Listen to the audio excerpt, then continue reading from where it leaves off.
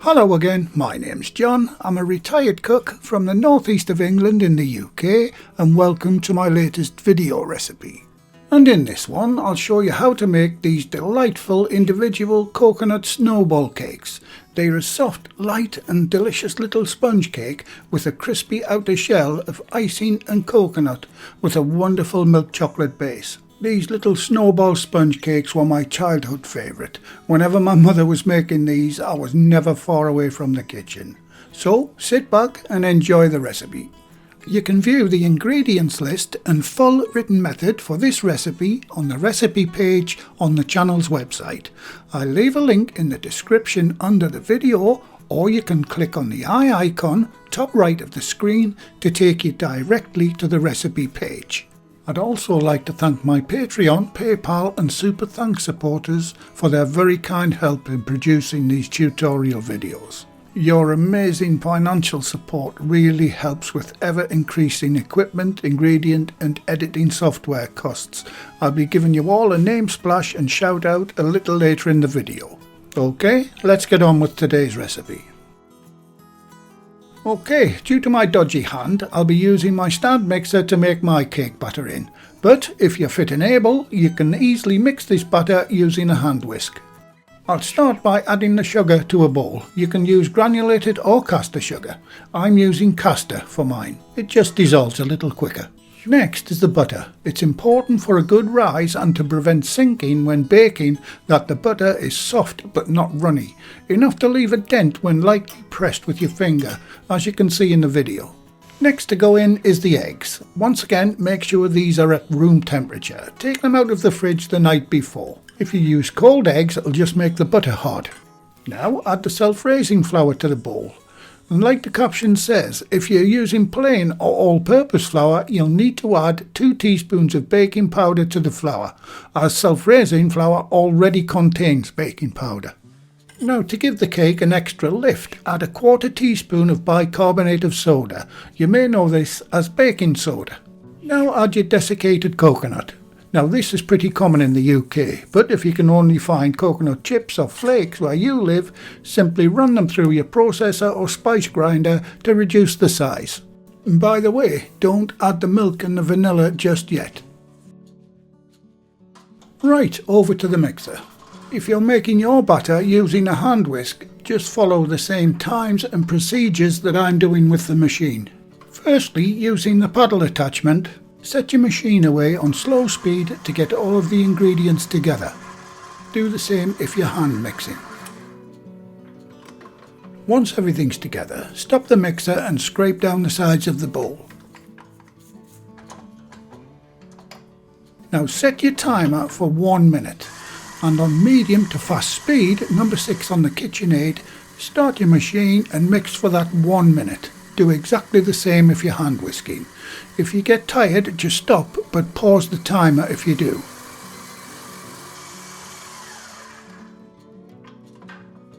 Once that minute's up, stop the machine and scrape down the sides of the bowl again. Reset your timer to 30 seconds. Now add your vanilla and your milk.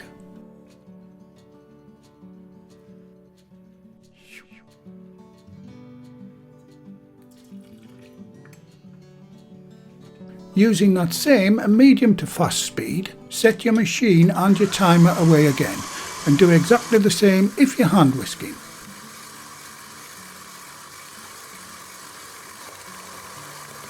Remember, one of the main reasons for sponge cake sinking in the middle is over mixing the batter. Once that last 30-second mix is up, your batter is ready to use. Marvellous! Before going any further, preheat your oven to 170 degrees Celsius, that's 340 Fahrenheit, or gas mark 3. For the moulds for these cakes, I'm using these half-round silicone cake moulds. There's lots of other moulds out there you can use, like these ones. I'll leave links to all of these on my Amazon UK affiliate page in the description box below the video. Now my moulds have pretty floppy corners, so I'm supporting mine with a couple of small ceramic dishes. and I've got them sitting on a sturdy baking tray. Even though these moulds are silicone and really non-stick, you do need to grease and flour them. I'm using butter to grease mine and giving them a fine coating of plain flour. That way you can just about guarantee they won't stick. Right, that's those two 5-cup moulds nicely prepared. OK, using a dessert and a teaspoon, I'll equally divide the mixture into the 10 cups.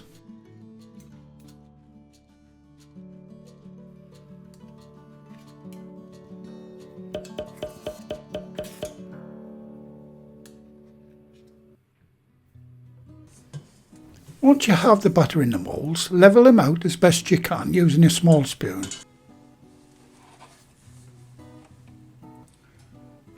Now get the tray into the preheated oven. I'm setting mine for 25 minutes, but I'll be checking them with a cocktail stick after about 22-23 minutes. Right, that's them in the oven and the timer set. And while those are baking, I hope you don't mind if I give my 4 recipe books a quick shout out.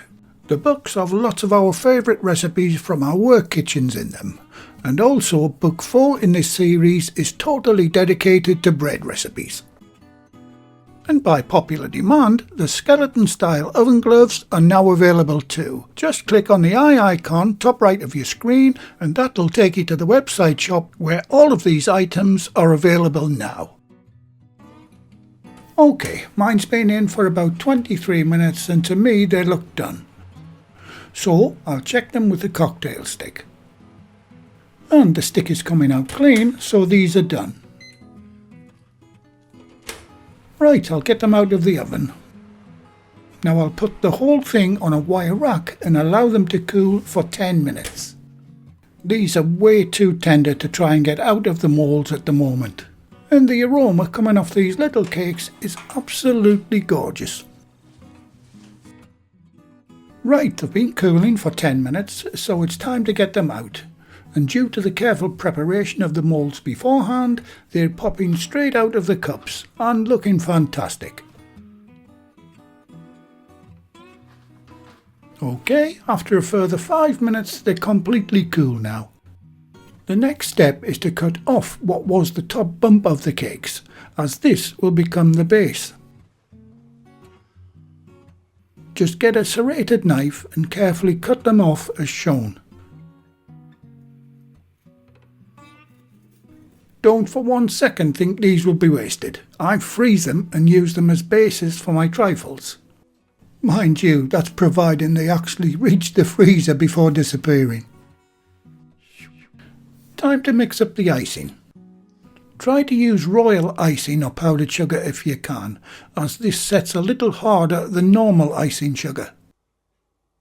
Now add the water or lemon juice to the sugar. I'm using water for mine, but lemon juice does give the cake a nice sour citrus flavour. Give that a good mix. Remember, when mixing icing sugar, a little liquid goes a long way. So don't be tempted to add more than 25 ml, as it does take a little while to mix in. And this is the finished consistency you're looking for. Right, make sure your coconut is alongside the icing, or frosting, whatever you call it. Grab a fork and carefully stick it in the bottom of the cake, not all the way through though. Now using your pastry brush, gently dab and brush the icing all over the dome of the cake.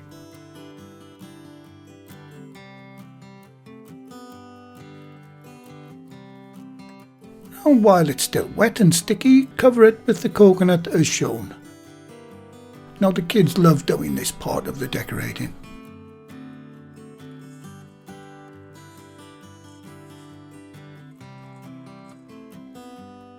Once covered, you can set the cake aside on the wire rack until it sets up. OK, do the same for all the others. These will probably take approximately 10 to 15 minutes to set up hard. Time to add the chocolate bases to these cakes. Get a small pan of water simmering, place a bowl of chocolate chips on the pan, and stir until all of the chocolate has melted. Now you don't have to have chocolate chips, you can just use an ordinary bar of chocolate cut up into small pieces. As soon as it's melted, take it off the heat. Keep stirring the chocolate for a few minutes until it cools a little. This is only loosely tempering the chocolate, but it's good enough for this application. Have a baking tray lined with parchment paper ready. Now gently brush chocolate onto the bases of the cakes. This can be as thin or as thick as you like. Your cake, your rules. Place the cake chocolate down onto the parchment paper. And continue on with the rest of them.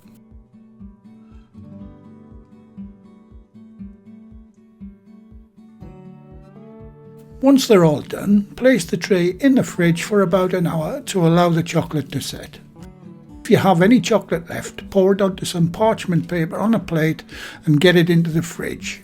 Once set, you can freeze it and it can be remelted to use up in another recipe in the future. Right, I'll see you in a few seconds for a taste of these wonderful coconut snowballs. Okay, no messing, straight in for a bite. The first thing you notice is the sweet crispy outer shell of the cake. Then that beautiful contrast of the soft, light, moist sponge inside.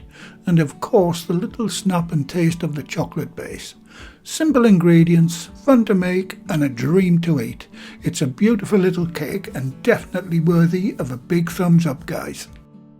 And as promised at the beginning of the video, here is the latest list of my Patreon, PayPal and Super Thank You button supporters.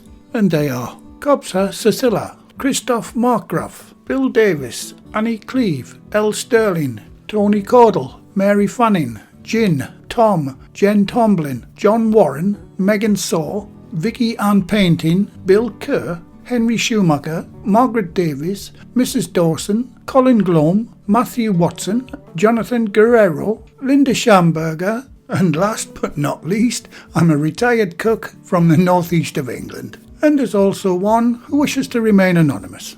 Thanks very much, guys. I really do appreciate all that you do in supporting the channel. Well, thank you again for watching. Please like, share, comment and subscribe by hitting the circle above. If you do subscribe, activate the bell icon next to the subscribe button on my channel page. And by doing that, you'll be automatically notified every time I upload a new video. And in the meantime, here's a few of my other videos and playlists that you may want to watch. So, until the next time, be safe in your kitchen and bye for now.